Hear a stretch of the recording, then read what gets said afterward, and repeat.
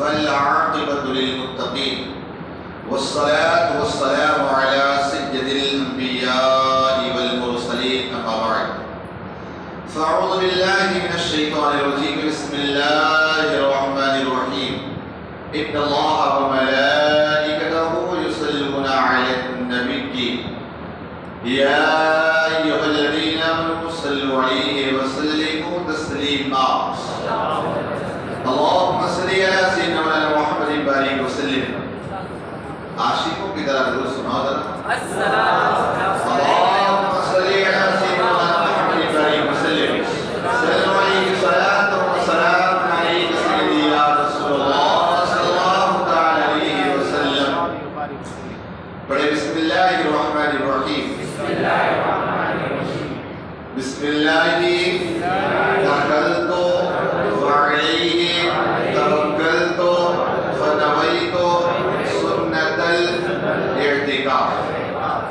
کلام حضرات، میت کو غسل دینے کا مختصر طریقہ آپ نے سنا۔ آج میت کو کفن دینا کیسا ہے اور کتنے کفن عورت اور کتنے کپڑے مرد کو دیے جائیں گے۔ میت کو کفن دینا فرض کفایہ ہے۔ کفن کے 3 درجے ہیں: ضرورت، کفایت، سنت۔ کہیں کہ میت کو کفن دینا، جو کپڑا پہناتے ہیں نا، دنیا کے اندر تو سلے ہوئے کپڑے ایک سے بڑھ کر ایک پیٹرن والے سلا رہے ہیں، ڈیزائن پاس کر رہے ہیں سارے، لیکن مرنے کے بعد کوئی ڈیزائن نہیں چلے گی، صرف سادہ سا لباس، وہ بھی بغیر سلا، سمجھے نا؟ اللہ اس میں کوئی جیب ہوگا، چاہے اتنے نوٹ کما لو اس میں کوئی جیب نہیں ہوگا۔ سکندر ذوالقرنین پوری دنیا پر حکومت کی، اور جب دنیا سے جانے لگے لوگوں کو کہا میرا ہاتھ کفن سے باہر اس طرح نکال دینا۔ لوگوں نے کہا یہ کیا مطلب؟ کہا ہاں، تاکہ دنیا والے دیکھ لے کہ پوری دنیا پر بادشاہت کرنے والا انسان اگر دنیا سے جا رہا ہے تو خالی ہاتھ جا رہا ہے، اس کے ساتھ بھی کوئی دولت نہیں جا رہی۔ تو کفن جو ہوگا اس میں انسان کو کتنے دیکھا دینا، ضرورت کیا ہے، کفایت کیا ہے، سنت، تینوں چیزیں آپ سماعت کریں۔ ضرورت کم سے کم اتنا تو ہونا چاہیے کہ اس کی جو سطر ہے وہ چھپ جائے۔ جیسے آپ دیکھیں جب غزوہ احد کے اندر حضرت سید الشہداء ملے، حمزہ رضی اللہ تعالیٰ کو شہید کیا گیا، حضرت مصعب بن عمیر کو۔ اب ایک لباس تھا، ایک کپڑا تھا، سمجھے نا؟ اس کپڑے میں 2 ٹکڑے سمجھ لیے، 2 ٹکڑے تھے، اس میں کا کر دونوں پر ڈال دیا گیا۔ مصعب بن عمیر وہ بندے ہیں جو مکے کے اندر اتنے مالدار انسان تھے، مکے کی جس گلی سے گزر جاتے تھے اتنا عمدہ لباس اور خوشبو لگاتے تھے کہ ہر آدمی جان جاتا تھا کہ یہاں مصعب بن عمیر کا یہاں سے گزر ہوا۔ اور جب وہ ایمان لائے نا تو آپ کی والدہ ماں جو تھی بڑی کٹر تھی، کہنے لگی اگر محمد عربی کے دین کو نہ چھوڑے گا صلی اللہ تعالی علیہ وسلم تو کہا میری ساری جائیداد ساری چیزیں لے لو۔ مصعب بن عمیر رضی اللہ تعالیٰ عنہ نے کہا ٹھیک ہے لے لو، ساری چیزیں دے دی۔ کہا تیرے جسم پر جو کپڑے وہ بھی میرے۔ مصعب بن عمیر نے اسے بھی اتار کے دے دیا اور آپ پتوں سے اپنی سطر کو ڈھک کر کے آپ مدینہ آئے۔ ابھی مدینہ نہ پہنچے تھے، آقا علیہ السلام کی آنکھوں میں آنسو تھے۔ آقا علیہ السلام نے ارشاد فرمایا میرے مصعب کو اس انداز میں میری محبت میں وہاں سے نکال دیا گیا، میرا مصعب میرے پاس مجھ سے ملنے کے لیے آ رہا ہے۔ آپ سوچیں اتنا، لیکن ایمان لانے کے بعد کیسی دشواریاں۔ جب یہاں شہید ہوتے نا آپ کے کفن کے لیے کپڑے نہیں ہوتے، تو 2 کپڑے تھے، ایک حضرت سید الشہداء میرے حمزہ پر، ایک حضرت مصعب بن عمیر پر، کیونکہ اگر سر کی طرف لے جاتے نا تو پیر کھل جاتا، پیر کی طرف لے جاتے تو سر کھل جاتا۔ اس طرح معاملہ آقا علیہ السلام نے کہا سر کی طرف ڈھانپ دو اور پیروں کی طرف اس خیر نامی کھاسوں سے رکھ دو۔ تو یہ آپ دیکھیں پہلے لوگوں کو کفن کے لیے بھی کتنی دشواریاں ہوتی تھیں، لیکن آج اللہ کا کتنا امر کر کر بہرحال تو ضرورت تو کم سے کم اتنے صدر ڈھک سکے۔ کفایت یعنی اتنا، جیسے 3 کپڑے سنت تو کم سے کم اتنا ہو کہ انسان پورا بدن ڈھک جائے اور اوپر سے ایک چادر بس کافی، لیکن سنت طریقہ کا 3 مردے کے لیے مرد کے لیے جو ہے نا 3 لفافہ، ازار اور قمیص، یعنی ایک پیچھے کا ایک یہ اوپر کا، ایک پورا جو باہر سے رہتا ہے، یہ تین. اور عورت جو ہوگی اس کے لیے دو کپڑے، یہ تین تو رہیں گے، دو اور بڑھا دی جائے گی، سر میں اوڑھنی اور سینہ بندیا اوپر سے. سمجھے نا؟ یعنی کہ سمجھ لیں کہ مرد کے لیے 3 کپڑے اور عورت کے لیے 5 کپڑے ہوں گے. ابھی تیار ہونے کے بعد اب اس سے بہت ساری تفصیل ہے، لیکن مجھے تفصیل میں نہیں جانا ہے. اب مردے کو جنازے کو لے کر چلنے کا طریقہ کیا ہے اس کے حوالے سے. جنازہ کو گندہ دینا عبادت ہے. ہر شخص کو چاہیے کہ عبادت میں کوتاہی نہ کرے. حضور سرور کائنات صلی اللہ علیہ وسلم نے سعد بن معاذ رضی اللہ تعالیٰ کا جنازہ اٹھایا. یعنی جنازہ لے جانے میں کوئی قباحت نہیں ہونی چاہیے، شرم محسوس نہیں ہونا. کیوں؟ کائنات کے سب سے بڑے انسان میرے آقا علیہ السلام نے بھی اسی جنازے کو گندہ کیا. لہذا یہ سوچے کہ میرے آقا علیہ السلام کی سنت ہے. صحابہ دیوانہ بات رہتے تھے اس طرح کہ بس حضور نے کیا کرنا ہے. آج ہم کوئی بھی چیز کرتے پہلے فائدہ دیکھتے، یا داڑھی رکھ لوں گا تو فائدہ ہے کہ نہیں، یہ کام کروں گا فائدہ ہے. فائدہ پہلے دیکھتے بعد میں کرتے. لیکن صحابہ کرام آقا کی ادا پہلے دیکھتے تھے، فائدہ کا کوئی تصور نہیں. سمجھے نا؟ پہلے یہ دیکھتے کہ میرے آقا کی سنت تھی. حضرت عبداللہ بن عمر جا رہے تھے ایک پیڑ کے نیچے. پیڑ اونچا تھا لیکن آپ پھر بھی جھک کے چلے جاتے. کہا عبداللہ بن عمر یہ کیا کر رہے؟ کہا اس پیڑ کے نیچے سے جب میرے آقا گزرے تھے نا، اس طرح جھک کر کے یہاں سے نکلے تھے. کہا جھکنے کی کون سی ضرورت ہو، یا شاہ کے اوپر ہے سب پیچھے کٹے. تو کہا یہ نہیں دیکھتے میرے آقا نے کیا ہے اس نے کرا. بہرحال تو جنازے کا سنت یہ کہ 4 شخص جنازہ اٹھائیں. ایک پایا ایک شخص نے، اور اگر سے 2 شخص نے جنازہ اٹھایا، ایک سرانے اور ایک مائتے، تو بلا ضرورت مکروہ ہے. اور ضرورت سے ہو، مثلا جگہ تنگ ہے تو حرج نہیں. کیا کہا؟ جنازہ جو ہے نا ایک آدمی ایک سائڈ کو اٹھائے، 4 لوگ اس کو اٹھائے. سمجھے نا؟ اب اگر نہیں ہے تو 2 آدمی بھی اسے اٹھا سکتے ہیں، 2 آگے پکڑے 2 پیچھے پکڑے، لیکن بلا ضرورت ایسا کرنا یہ مکروہ ہے. سنت یہ کہ کے بعد دیگرے 4 پایوں کو کندھا دے اور ہر بار 10 قدم چلے. اور پوری سنت یہ کہ پہلے دائیں سرانے کندھا دے، پھر داہنے مائتے میں، پھر بائیں سرانے، پھر بائیں پائتے، اور 10 قدم چلے تو 40 قدم ہوئے. حدیث پاک میں آیا جو 40 قدم جنازہ لے کر چلے اس کے 40 سال کے کبیرہ گناہ مٹا دیے جائیں گے. جو جنازے کے 4 پایوں کندھا دے، اللہ تعالیٰ اس کے یقیناً اس کی بخشش و مغفرت فرما دے گا. کیا کرنا ہے؟ کندھا دینا ہے تو پہلے آگے دائیں 10 قدم، پھر دائیں میں پیچھے 10 قدم، پھر بائیں میں آگے 10 قدم، پھر بائیں میں پیچھے 10 قدم. اس طور پر آپ چلیں. فضیلت کیا ہے؟ اللہ آپ کے 40 سال کے گناہ کبیرہ کو بھی معاف فرما دے گا. سمجھے نا؟ تو جنازے میں شرکت اس لیے کرنا ہے، موڈا دکھاوا باتیں نہیں. سمجھے نا؟ چہرہ دکھانے کے لیے نہیں جانا، بلکہ کس لیے جانا ہے؟ میرے آقا کی سنت ہے اور جنازے کو کندھا دینا عبادت، اس لیے سے جانا ہے. یہ نہیں کہ چہرہ دکھا دو یار جانے گاؤں میں آیا گاؤں میں ناراض ہو جائے گا. دکھا دنیا کو راضی بہت کیا یار، چھوڑ دو نا، اللہ کو راضی کرو. سمجھے نا؟ جب وہ راضی ہوگا تو سب سیدھے ہو جائیں گے. تو وہی راضی نہ ہوگا نا تو کوئی فائدہ. جنازہ لے کر چلنے میں 4 پائی کو ہاتھ سے پکڑ کر موڈے پر رکھیں. اسباب کی طرح گردن یا پیٹھ پر لادنا مکروہ ہے. جو چوپائے پر جنازہ لادنا بھی مکروہ ہے. ٹھیلے پر لادنے کا بھی یہی حکم ہے. کیا کہا؟ جنازے کی طور پکڑ کر ہاتھوں سے پکڑے اور اس ڈنڈے کو اس طرح کندھے پہ رکھ. یہ طریقہ سمجھے نا؟ یہ نہیں کس طرح لاد دی، اس طرح کرتے، ایسا نہیں. سمجھے بات نا؟ اسی طور پر چوپائے پہ رکھ کر کے، کیوں؟ چوپائے پر سامان رکھے جاتے ہیں. ٹھیلے پر سامان، ٹھیلے پر آدمی کو نہیں لے کے جایا جاتا. سمجھے نا؟ سامان وغیرہ زیادہ سامان کی طرح لے کر کے چلنا یہ مکروہ ہے. چھوٹا بچہ شیر خوار یا بھی دودھ چھوڑا ہو یا اس سے کچھ بڑا، اس کو ہر ایک شخص ہاتھ پر اٹھا کر چلے، کوئی حرج نہیں. یقین بات دیدے لوگ ہاتھ لیں.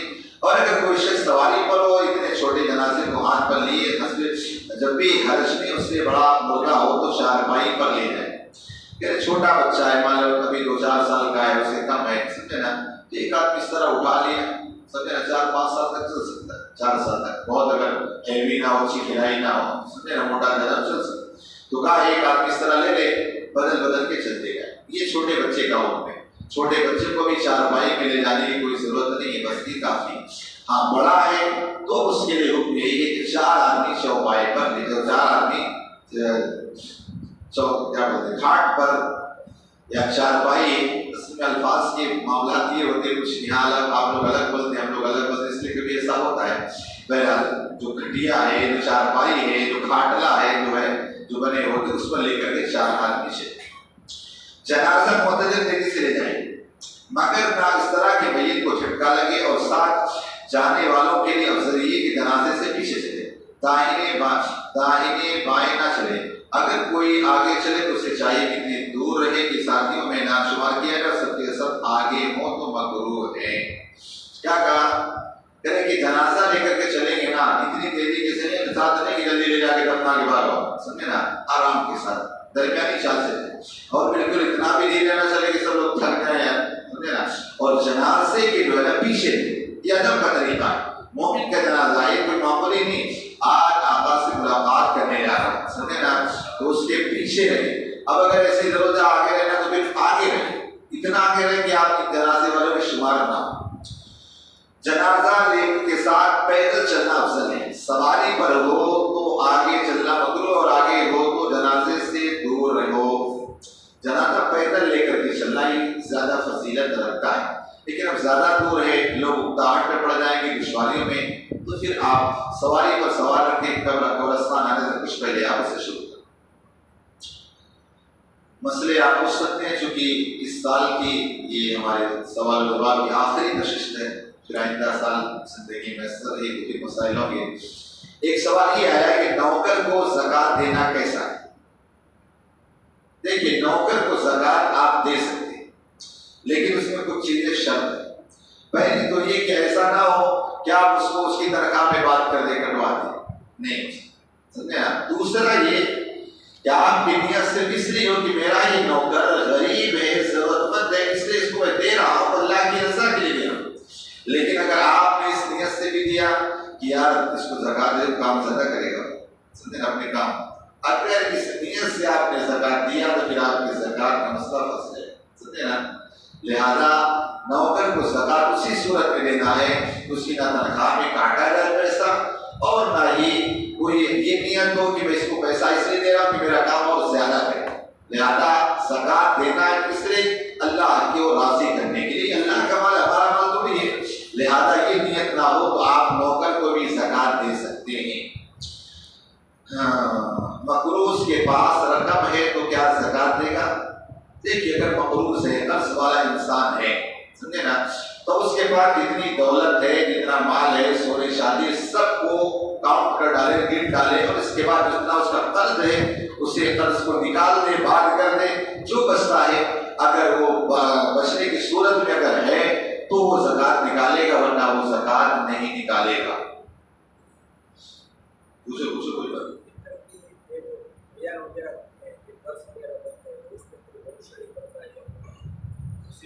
دیکھیے جب آپ کسی محفل میں بیٹھے ہوں تو محفل میں بیٹھ کر کے تسبیح ہلاتے رہنا، اللہ اللہ کرتے رہنا، یہ مجلس کے آداب کے خلاف، سمجھے نا۔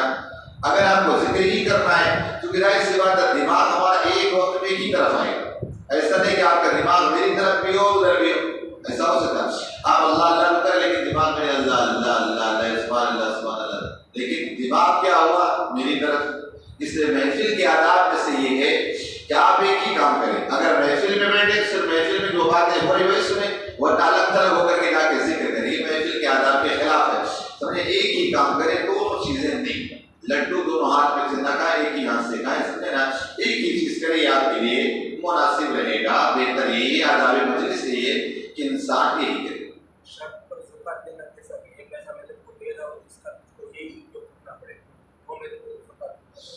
دیکھیے زکوٰۃ مستحق کو دی جاتی ہے، استاد ضرورت مند اس کو دی جاتی ہے۔ اب ظاہر سی بات ہے ضرورت مند کو اگر آپ نے زکوٰۃ دی ہے، وہ مالک بن گیا، تو مالک بننے کے بعد اب وہ جو چیز چاہے کر سکتا ہے، لیکن ہماری نظر نیت یہ ہے کہ میں اسے قرض سے لانا اتارنا چاہتا ہوں یا ایسی چیزیں کروانا چاہتا ہوں، تو بولتے بھائی یہ دے رہا لیکن یہ چیز کرنا تیرے کو، سمجھے نا۔ مالک بننا تو لیکن یہ کر دے، سمجھے نا۔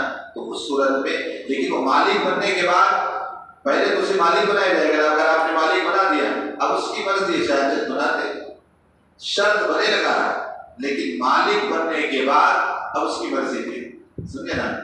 اسے مجبور کر سکتا ہے بھائی تو یہ دے، تو تیرے پاس مان لو اس کو پیسہ دے دیا، اب بولے بھائی جب چل تیرے پاس پیسہ آ کے چل دے، اس طرح بھی ہو سکتا ہے، لیکن مالک بنائے گا اس کے بعد ہی اس کی مرضی پر ڈیپینڈ ہوتے ہیں معاملہ، سمجھے نا؟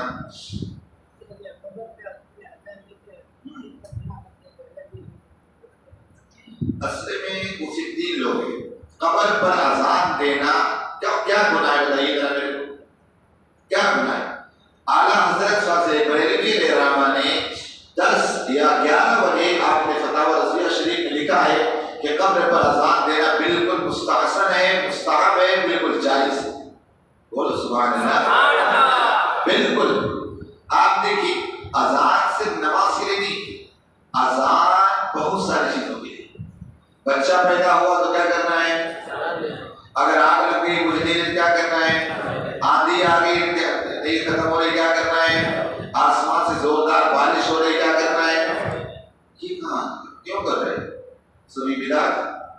ارے بھائی یہ آقا علیہ الصلوۃ والتسلیم نے کیا فرمایا کہ اگر آگ لگ جائے اور آگ بجھانے کی طاقت نہ ہو تو اس وقت اذان کہو، ان کلمات کی برکت سے اللہ اس آگ کو بجھا دے گا۔ اب آپ دیکھیں، آپ چلے قبر میں پہنچے، مردہ پہنچا تو وہاں پر عذاب کس چیز کا ہوتا ہے؟ آگ کا۔ حضور نے کیا کہا؟ جب تم آگ بجھانے کی طاقت نہ رکھو تو عذاب کرو۔ اگر مردے کو اگر قبر میں عذاب دیا جا رہا آگ کا، بجھانے کی طاقت ہے؟ بولو نہیں ہے نا، تو کیا کریں گے؟ تو ناجائز ہوا؟ بولو ذرا، نہیں ہونا۔ اب دوسری حدیث پاک سنیں، میرے آقا صلی اللہ علیہ وسلم نے ارشاد فرمایا، کہا شیطان کے جب اذان دی جاتی ہے نا، شیطان کوسوں میل بھاگ جاتا ہے، شیطان کوسوں میل بھاگ جاتا ہے۔ اور حدیث پاک میں آیا جب قبر میں فرشتے جا کر سوال کرتے کہ من ربوں کا مادینوں کا، وہاں شیطان حاضر ہوتا ہے اور اپنی طرف اشارہ کرتا ہے، اپنی طرف۔ تو ظاہر سی بات جب فرشتے پوچھ رہے ہوں کہ شیطان آئے گا کہ نہیں، حدیث پاک کے اندر آئے گا، تو جب یہاں سے اذان کہی جائے گی تو شیطان کیا کرے گا؟ تو ہمارا مردہ آسانی سے جواب دے لے گا کہ نہیں؟ ایک وہابی کہنے لگا ان کی قبروں میں آتے ہوں کہ آتا ہوگا شیطان، ہماری قبروں میں شیطان تو نہیں جاتا۔ میں نے کہا بالکل صحیح، بالکل صحیح، اس لیے کہ میرے آقا نے فرمایا کہ ایمان والے کی قبر میں شیطان آتا ہے، لہٰذا میں نے کہا بالکل تم نے صحیح کہا بھائی، سمجھے نا؟ الحمدللہ مومن ہے تمہاری قبر میں آئے گا تو ہے ہی نہیں، سمجھے نا؟ تو آپ مجھے بتائیں شیطان اس وقت آ گیا، اب ظاہر سی بات ہے شیطان آیا تو اب شیطان کو آپ بھگا پاؤ گے، طریقہ کیا ہے؟ اذان کہو، شیطان بھاگ جائے گا اور ہمارا مردہ آرام کے ساتھ جواب۔ حضور سرور کائنات صلی اللہ علیہ وسلم نے فرمایا جب تم پر بہت مشکل ٹوٹ پڑے، بہت دشواری پیش آ جائے تو اذان کہو۔ آپ مجھے بتاؤ مردے کے اس سے زیادہ کوئی کٹھن وقت ہے؟ اذان کہی جائے گی، اس کی وجہ سے کیا ہوگا؟ آسانیاں پیدا ہوگی۔ اسی طور پر آپ دیکھیں کبھی جب سوال کے جواب دینا ہوگا تو ڈر کی وجہ سے دماغ سے چیز نکل جاتی ہے، ہوتا ہے نا کبھی خوف ہو کسی کا نا، آپ اورل ایگزام کبھی دینے گئے ہو، آ رہا کبھی آدمی گڑبڑا جاتا ہے تو تھوڑا ہو جائے۔ آپ بتائیے ایگزام دینے کے لیے قبر میں گیا، فرشتے پوچھ رہے، کبھی فرشتوں کو دیکھا نہیں، وہاں دیکھ رہا، ظاہر سے اس میں ڈر اور خوف طاری ہو جائے، پوچھے من ربوں کا، تو ہو سکتا ڈرے اور خوف کا ہے۔ تو جب یہاں پر اگر ایک انسان اگر اللہ اکبر کی صدائیں کہہ رہا ہوگا تو جیسی در من ربوں کا کہے گا اسے یاد ہے ہاں میرا رب تو اللہ ہے۔ اس طرح اعلیٰ حضرت ایک نے 11 دلیلوں سے ثابت کیا ہے کہ قبر پر اذان دینا بالکل مستحسن ہے، سمجھے نا؟ تو قبر پر اذان دینا ہے نا، بالکل دیجیے، شیطان کو کالی بدعت میں لے جائیں، سمجھے نا؟ یہ جماعت لے لے نکلتے کہاں کی سنت ہے، سمجھے نا؟ بیوی کو چھوڑ کے 4 مہینے نکل جاتے، کہاں کی سنت ہے؟ 7 چیزیں نکل جائے، کون سی سنت ہے؟ کس کتاب میں لکھا ہے؟ سمجھے نا؟ آگے حلال اور باقیدہ کتاب یہ ہے، سمجھے نا؟ ہر منظرماتوں کے بعد سمجھے بات نا؟ دین سیکھنے کی ساری چیزیں ان کے چکر میں نہ پڑے، وہ سب کیا ہے؟ کہاں لے جانے والے اللہ کی بات۔ ابھی نکاح بہت بڑا مولانا ہے، بہت بڑا، جس کا نام مدنی، سمجھے نا. اس کو یہ لوگ پیر صاحب کی طرح آج ماتا کی طرح ابھی اس نے کہا معاذ اللہ اللہ اوم یہ سب ایک اب اس کا ایمان رہا خالی اللہ اکبر سے سن کر کے ان کے پیچھے دوڑا نہ کرو. سمجھے نا, دیکھا کرو پہلے کوالٹی دیکھو. سمجھے نا, کوالٹی دیکھو. الحمدللہ ہم سنی ہیں اور ڈٹ کر کے بات کرتے ہیں. سمجھے نا, آج بھی ہمارا چیلنج کے لیے ہے تب تو آگے بات کرو. سمجھے نا, یہ کان خوش نہ کرا کرو. سمجھے نا, ان کی بھی بات چالو ہے جنہیں تصویر ہلتی رہتی. سمجھے نا, لہٰذا قبروں پر اذان کیا کرنا ہے, دینا. اور دیکھیے ظاہر سی بات میرے آقا صلی اللہ علیہ وسلم نے فرمایا کہ اگر مزار پر عورت مزار کی غرض سے نکلتی ہے نا تو اس پر اللہ کی لعنتیں برسنا شروع ہو. سمجھے نا, لہذا مزار شریف کی حاضری کی غرض سے کہیں بھی نہ لیں. سمجھے بات نا, یہاں تک کہ اگر عورت کا بھی مزار ہو تو اللہ تعالیٰ نے کہا تب بھی عورت مزار پہ نہیں جا سکتی. عورت کا مزار ہے تب بھی نہیں جا سکتی. سمجھے بات نا.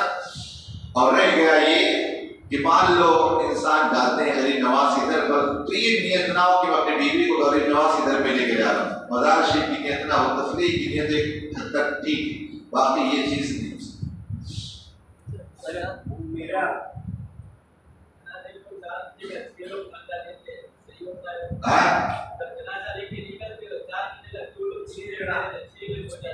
دیکھیے 4 لوگ کو چلے کر کے چلنا ہی سننا ہے. اب اگر اس کا وزن ہی 2-4 کنٹل ہے تو پھر مجبوری ہے, پھر لے سکتے.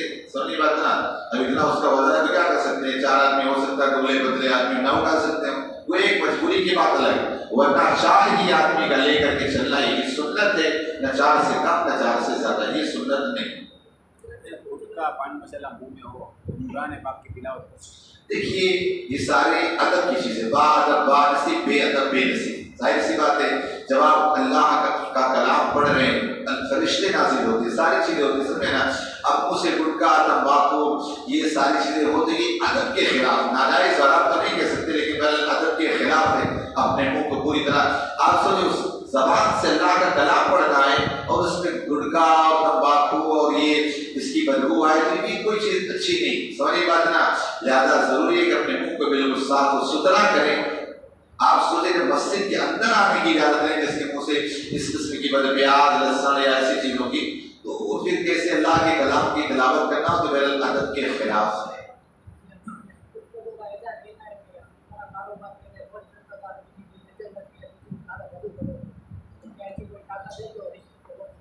دیکھیے نظر تو بہرحال حق ہے, العین حق. حضور نے فرمایا کہ نظر حق ہے. اگر نظر کسی کی خطرناک لگ جائے تو جسے پاک کے اندر ہے کہ زندہ انسان کھڑا مر جائے, گرے اور مر جائے. نظر بہرحال ہوتی, ایسا نہیں سمجھے, نظر لگ جاتی. اس وجہ سے نظر کے بچاؤ کے لیے تو کرنا چاہیے. اور رہ گیا جہاں تک سحر اور جادو کا کرنا جو ہے نا, یہ تو لوگوں نے حضور صلی اللہ علیہ وسلم پر بھی کیا. آپ دیکھیں خیبر کے اندر کیا گیا, زہر گوشت کھلا دیا گیا, آقا علیہ السلام پر حاصل کیا گیا. تو یہ سحر جادو کر دینا یہ کوئی ایسی بڑی بات نہیں. لیکن ہاں یہ جو آج کل کے بابا لوگ اگر آج کل کے بتا دینا تو یہ جھوٹے, یاد رکھنا حقیقی علم اللہ کو, حقیقی علم اللہ کو ہے. اللہ کے علاوہ کسی کو حقیقی علم نہیں. اگر کوئی یہ کہہ دے کہ آپ پر یہ جادو کیا گیا, آپ پر اس نے کرا دیا ہے فلاں, اس سے بڑا جھوٹا کوئی نہیں. کیوں؟ یہاں ضروری علم ہے. انسان اٹکل بچوں سے کہہ سکتا ہاں مجھے قیاس لگ رہا ہے کہ آپ پر کچھ معاملات ہیں, قیاس سمجھنا ایک اندازہ. کوئی یقینی کہہ دینا اس سے بڑا جھوٹا کوئی ہے ہی, اور جو یقین کرے اسلام سے خارج ہو جائے. حقیقی علم اللہ ہی کو, کوئی یقین اور کنفرم نہیں کہہ سکتا ہے. تو ایسا ہو سکتا ہے کبھی کسی کی روزی کو بندش کوئی کروا دے, ایسا ہو سکتا ہے. یہ میں نہیں کہہ سکتے نہیں ہو سکتا, ہو سکتا ہے, لیکن حقیقت میں وہ اللہ ہی جس کا رسول, باقی دنیا کا کوئی انسان نہیں بچا سکتا ہے. بس اس کے لیے جو کاٹ کے راستے ہوتے کر ڈالے, سورہ بقرہ پڑھ لیں, اور بھی چیزیں ہوتی ہیں, یہ ساری چیزوں سے کیا جا سکتا ہے. تو ہو سکتا ہے ایسا, لیکن کوئی یقینی کرے نہیں یہی سا ہے.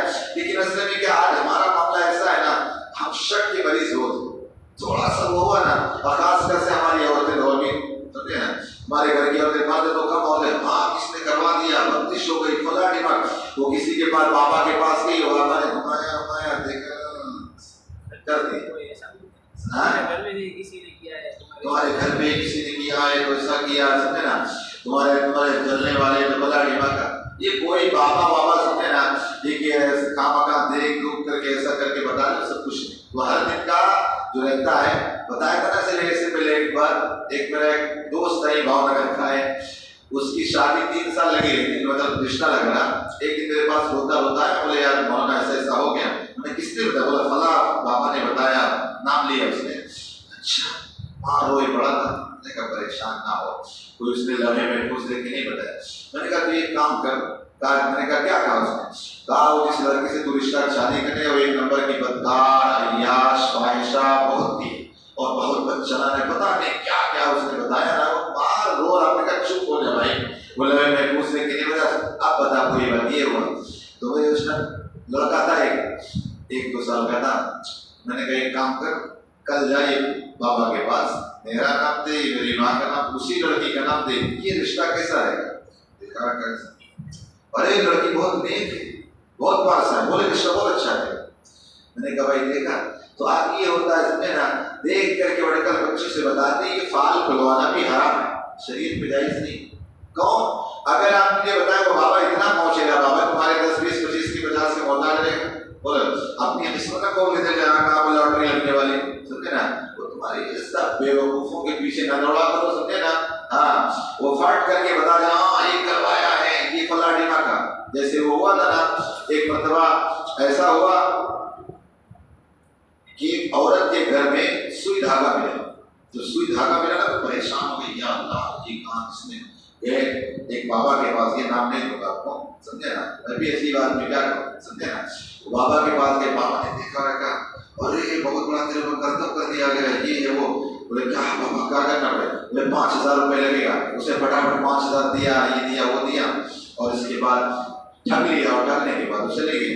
اس کے بعد 4-5 دن کے بعد اس کا بھائی آیا, کہنے لگے آپا ابھی میں اس دن یہاں آیا تھا گھر پہ, سوئی دھاگا بول کر ملا ہے کیا؟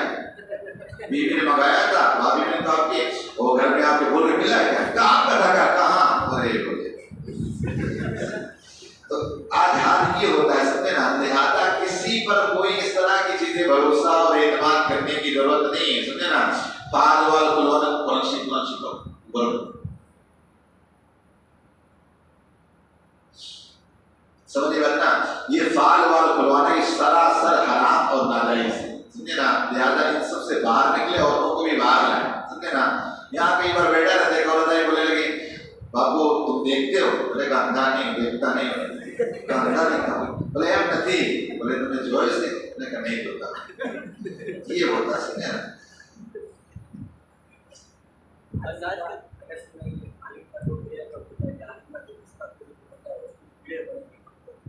دیکھیے بہرحال یاد رکھیں, علم یہ اللہ تعالیٰ کی یقیناً امانت ہے. اللہ تعالیٰ قرآن میں کہتا ہے میری اللہ بھی خیر یفقہہ فی الدین, حدیث پاک میں بتایا اللہ جس سے خوش ہوتا ہے اسے ہی اپنی دین کی سمجھ دیتا ہے. ظاہر سی بات عالم دین ہے تو اللہ یقیناً خوش ہوگا, تبھی اس کو دین دیا ہے, اپنا علم دیا ہے, تو اس کا ادب اور احترام کرنا یہاں پر لازم اور ضروری. اس کی امان اس کے ساتھ ہے. میرے آقا نے کیا فرمایا, جس نے کسی عالم سے مصافحہ کیا اس نے مجھ سے مصافحہ کیا, اور جو کسی عالم کی صحبت میں بیٹھا, میری صحبت میں بیٹھا, اور جو میری صحبت میں بیٹھا کل میرے ساتھ جنت میں ہوگا. اور اسی طرح حافظ کے بارے میں, جو حافظ کی بے ادبی کرے, حضور فرماتے وہ گویا میری بے ادبی کیا, اور جس نے میری بے ادبی کیا وہ اپنا ٹھکانہ جہنم بنا لے. لہذا اگر حافظ ہیں, عالم ہیں, ان کی آواز ان کے ساتھ, سمجھے نا. یاد رکھیں بہت سارے کئی ایسے ملکوں کا معاملہ ہے وہاں پہلے علماء کو ذلیل کیا گیا, پھر تباہ و برباد کر دیا, سمجھے نا. آپ کے اندر جو کرنٹ پیدا کریں گے نا, یہ علماء ہی پیدا کریں گے, تب آپ کے اندر کوئی چیز پیدا ہوگی, تب آپ دین سیکھو گے. ورنہ کون ہے جب علماء ہی نہیں رہیں گے, علماء کو ہی ذلیل کیا جائے گا تو کیا ہو سکتا. آج علماء کو تو پڑھے لکھے لوگ کو ذلیل کرنا, تھوڑا آگے نا 2-4 کتابیں پڑھ لی, دیکھو ذرا وہ اپنے آپ کو مفتی صاحب سمجھنے لگے, سمجھے نا. نہیں, کوئی بھی عالم دین ہے, سادات ہے, اس کا ادب و احترام کرنا میرے آقا کی نسبت سے, سمجھے نا. حضور نے کیا کہا, علماء ورثۃ الانبیاء, علماء انبیاء کے وارث ہوتے ہیں. کوئی نبی نہیں آئے گا, لیکن آج یہی علماء اس ذمہ داری کو نبھا رہے ہیں, سمجھے نا. لہذا ہمارا کام ان کا ادب کرنا, ان کی اعمال ان کے ساتھ ہے.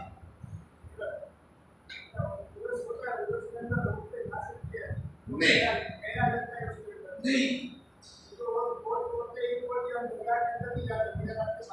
صرف بھی عورتوں کو درگاہ میں ایسے مت موقع پہ جانا ہے، سمجھے نا، نہیں عورتوں کو نہیں جانا چاہیے، جاتی تو آپ ظاہر سی بات مزار کے قریب ہی جانا رہتا اور اسی کی غرض سے جاتے، عورتوں کو نہیں جانا چاہیے، عورتوں کا میلہ نہیں لگانا چاہیے، سمجھے بات نا، اس سے بچنا چاہیے، اگر طاقت ہو تو نہیں لے جانا، ٹھیک ہے؟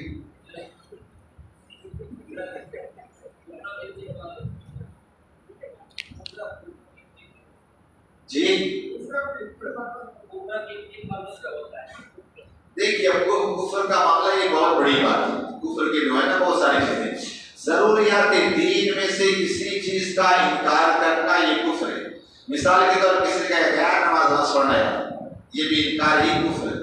کیا ہے روزہ وہ رکھے بھوک جو جس کے پاس کھانے کا نہ کفر، سمجھے نا، تو وہ بھی وہ لگا سنت ہے، لیکن نہیں لگایا نہیں لگایا پڑھ لیا کوئی بات نہیں، لیکن چھوڑ ہے کیا ہے سنت، یہ کفر ہے۔ یعنی حضور صلی اللہ علیہ وسلم کی کسی بھی سنت کو حقیر جاننا یہ بھی کفر، قرآن کی کسی بات کا انکار کرنا یہ بھی کفر، حدیث پاک کا انکار کرنا یہ بھی کفر۔ اسی طرح آپ دیکھیں ہم پڑھتے ہیں آمنت باللہ و ملائکتہ و کتبہ و رسلہ والیوم الآخر، اس ساری چیزوں کو کہ میں ایمان لایا اللہ پر، اس کے رسول پر، اس کی کتابوں پر، اس کے ملائکہ پر، قیامت کے دن پر، اچھی اور بری تقدیر پر، ان ساری چیزوں کا ماننا یہ ایمان ہے، انکار کرنا کفر ہے۔ کوئی یہ کہتے ہیں یار کوئی مرنے کے بعد کچھ نہیں، سب مر گئے سب لڑ گئے، انکار کیا کفر، سمجھا، کوئی جنت جہنم میں کفر، یہ ساری چیزیں ایک لمبی فہرست، سمجھا۔ آسانی بھی یہ سمجھے جو دین کی جتنی بھی ضروریات ہیں، ضروریات دین میں سے کسی بات کا انکار کرنا یہ کفر ہے۔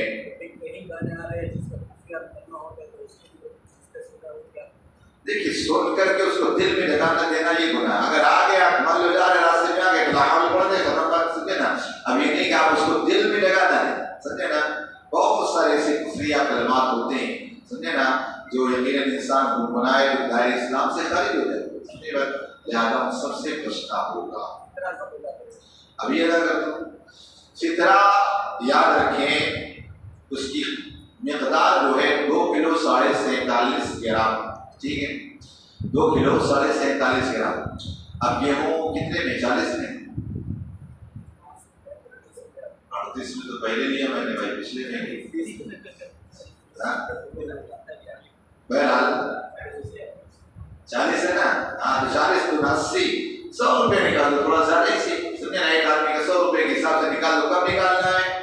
آپ یاد رکھیں عید کی نماز ادا کرنے سے پہلے آپ ادا کر لیں، ورنہ ہوگا کیا، یہ ہمارے روزے ہماری نمازیں خدا کی بارگاہ میں جاتے، لیکن زمین و آسمان کے درمیان معلق رہتے، بندہ یہ فطرہ ادا کر دیتا ہے، جو ہمارے روزوں میں کمیاں ہوئی، نمازوں میں کمیاں ہوئی، اس کی وجہ سے بھرپائی ہو جاتی ہے، لہذا عید الفطر کی نماز سے پہلے آپ صدقہ فطر کو ادا کر دیں۔ کون کس کس کا ادا کرنا ہے؟ اگر اسی دن بچہ صبح صادق کے وقت بھی پیدا ہوا تو اس کا بھی صدقہ فطر ادا کرنا ہے،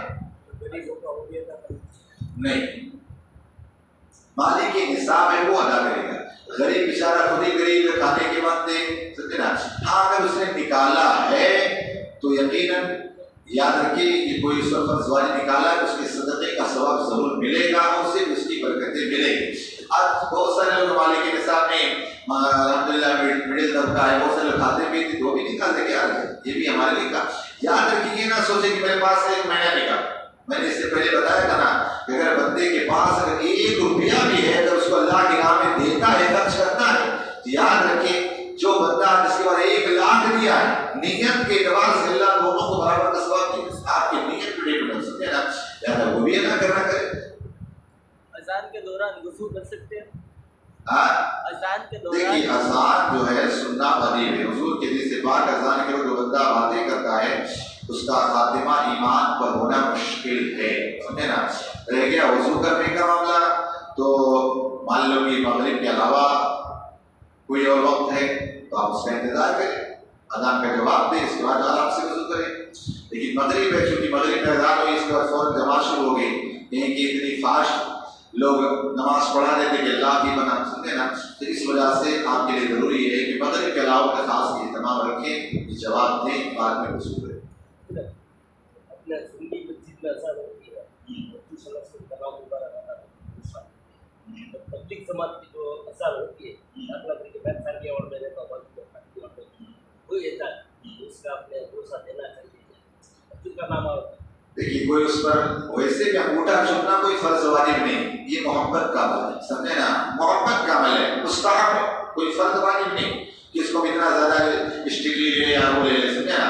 رہ گیا وہ تبلیغی جماعت والے کے اذان ہے، یہ کس نے کہا؟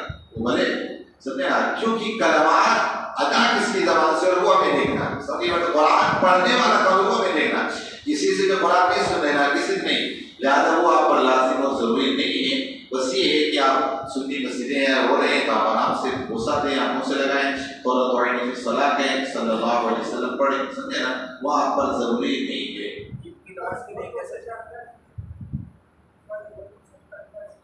یہاں آگے ہو گئے کیا بتا دیں گے، بس تھوڑا سنت طریقہ۔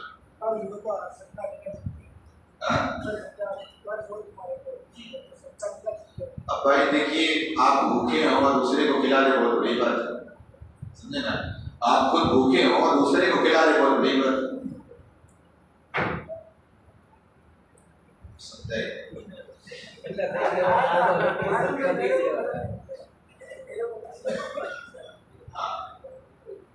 بہت اچھی بات ہے۔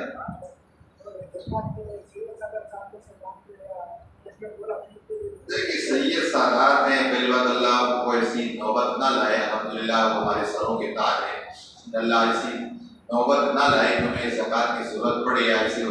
بہرحال اگر سید یقین خوددار ہوگا، اس کے خون میں ایسی چیزیں ہوں گی وہ کبھی زکوٰۃ کا سوال نہیں کرے گا، اور پھر ہماری بھی ذمہ داری بنتی ہے کہ ہمارے یقیناً نبی کی اولاد ہے، چیز اگر ایسے کوئی پریشان حال ہے، اتنے مجبور نہیں، تھوڑے تھوڑا آپس میں کرے، للہ رقم بھی جیسی کوئی بات نہیں ہے، لہذا سادات کو بھی اس چیز سے بچنا چاہیے کہ زکوٰۃ دو میں کروا دو نہیں، اور ہماری بھی ذمہ داری ہے، ہمارے نبی کے گھر والے ہیں تو ان کا خیال ضرور رکھیں۔ اللهم صل على سيدنا محمد وعلى آله وسلم صلوا علیہ